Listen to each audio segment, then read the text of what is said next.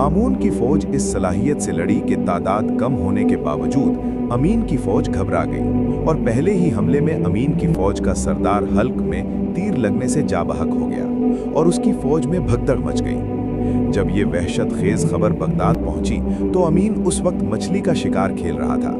एक गुलाम ने अली बिन ईसा के मारे जाने और फौज के भाग जाने का हाल बयान करना शुरू किया, लेकिन अमीन अपने रंग रलियों में मसरूफ था।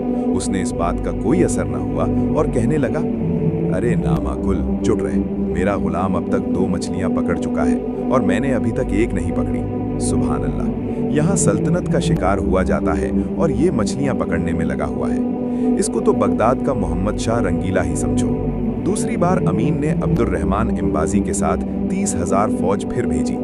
शहर हमदान में मुकाबला हुआ और अब की बार पहले से भी ज्यादा नक्कारा फौज साबित हुई कि मामून की फौज को देखते के साथ ही ऐसे भागे कि